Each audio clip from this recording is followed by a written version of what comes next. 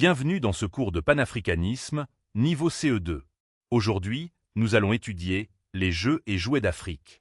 Je vais t'expliquer ce sujet pas à pas, installe-toi confortablement et suis bien. Commençons par une introduction. Imagine un jeu où tu n'as pas besoin de piles, d'écran ou de télécommande. Juste des graines, un peu de sable ou des cailloux, et ta tête bien pleine de malice. En Afrique, depuis des milliers d'années, les enfants et les grands jouent à des jeux de sagesse. Le plus connu s'appelle l'Awalé ou le Mancala. Ces jeux ne sont pas juste pour s'amuser, ils apprennent à compter, à prévoir, à partager et à être malin. Dans ce cours, tu vas découvrir comment tes ancêtres africains jouaient, et tu pourras même fabriquer ton propre jeu. Voici quelques méthodes et astuces pour t'aider à mieux comprendre et à retenir. Pour bien jouer à l'Awalé, souviens-toi de toujours regarder où va tomber ta dernière graine. Si elle tombe dans un trou vide de l'adversaire, tu peux capturer. Entraîne-toi à compter vite sans tes doigts. Et n'oublie pas, le but n'est pas seulement de gagner, mais de s'amuser et d'apprendre.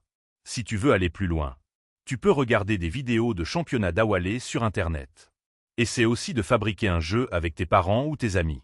Et si tu voyages en Afrique, demande aux enfants du village de t'apprendre leur version préférée. Exemple, au Ghana, l'Awalé, Owar, est le jeu national. Des championnats ont lieu chaque année. Il est enseigné à l'école pour apprendre les mathématiques. Exemple, sur l'île de Zanzibar, le bao est très rapide avec 4 rangées de 8 trous. Les parties durent moins de 5 minutes. C'est un sport national. Exemple, les enfants creusent 12 trous dans le sable et utilisent des cailloux. Cela renforce les liens et ne coûte rien. Exercice numéro 1. D'où vient le mot Mancala? Première proposition, A. Du français manche. Deuxième proposition, B. De l'arabe nakala qui veut dire déplacer. Troisième proposition, C. Du swahili mancala qui veut dire jeu. Quatrième proposition, D. Du latin manus qui veut dire main. La bonne réponse est la deuxième proposition. Explication. Le mot mancala vient de l'arabe nakala qui signifie déplacer, car on déplace les graines. Exercice numéro 2. Combien de graines mettons dans chaque trou au début de l'Awalé? Première proposition, A. 2. Deuxième proposition, B. 3. Troisième proposition, C. 4. Quatrième proposition, D. 5. La bonne réponse est la troisième proposition. Explication. On met 4 graines dans chaque trou, soit 48 graines au total. Exercice numéro 3. Dans quel pays l'Awalé est-il appelé Owar? Première proposition, A. Nigeria. Deuxième proposition, B. Ghana. Troisième proposition, C. Tanzanie. Quatrième proposition, D. Égypte.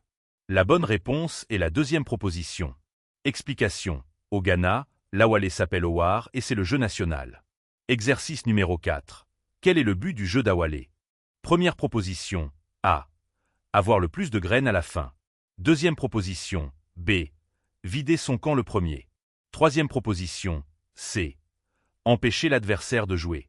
Quatrième proposition, D. Faire le tour du plateau le plus vite. La bonne réponse est la première proposition. Explication. Le gagnant est celui qui a capturé le plus de graines.